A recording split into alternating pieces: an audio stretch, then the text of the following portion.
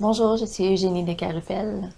Est-ce qu'il y a plusieurs femmes qui, au cours de leur vie, ont pensé que c'était probablement beaucoup plus facile d'être un homme?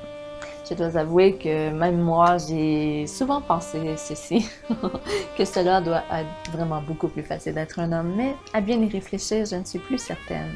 Car étant une femme, je ne ressens aucune pression de la société pour me montrer toujours forte, sans aucune vulnérabilité, aucune peur. J'ai donc appris à exprimer facilement toutes mes émotions. Malheureusement, vous les hommes, vous n'avez pas cette chance. Vous avez cette pression de la société à toujours vous montrer fort, sans aucune peur, aucune vulnérabilité. Tout jeune, vous apprenez à tuer cette grande partie de vous-même, ces émotions de tristesse et de peur, car elles ne sont pas considérées comme étant masculines. Vous devenez alors facilement vulnérable lorsque vous êtes plongé dans un contexte qui vous déstabilise. En vieillissant, ces émotions refoulées peuvent vous jouer de bien vilains tours. Un jour, vous éclatez de colère pour une petite niaiserie, mais ceci était inévitable, car en réalité, ces grandes colères ne sont que le reflet d'une très grande émotivité, refoulée depuis tant d'années.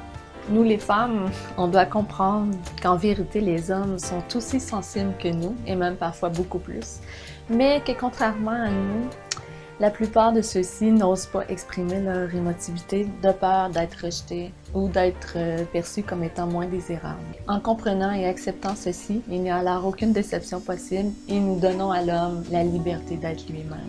On doit cesser de demander implicitement aux hommes d'être toujours forts, car ceci est complètement absurde et contre leur nature humaine et sensible. Et on doit surtout changer notre perception à l'égard de la force et de la virilité. Car en réalité, la vraie force est d'être capable de montrer aux autres autant nos vulnérabilités que nos qualités.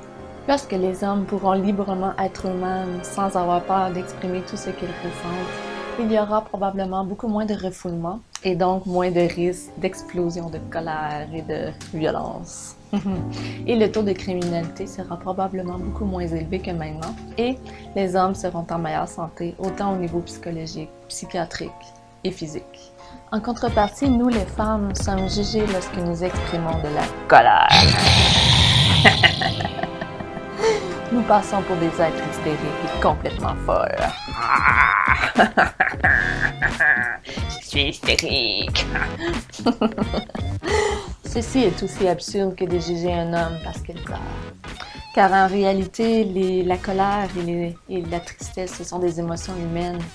Et la colère n'est pas plus normale pour un homme que pour une femme. Il faut vraiment détruire ces préjugés qu'une femme est hystérique parce qu'elle est en colère. Car ils nous culpabilisent lorsque nous l'exprimons et parfois nous la refoulons de peur d'être jugés. Ce qui est évidemment très néfaste, aussi néfaste que les hommes qui refoulent leur émotivité. Nous sommes tous égaux au niveau émotionnel. Sur ce, je vous dis au revoir et faites attention à vous et à vos jugements envers autrui. Ciao, ciao!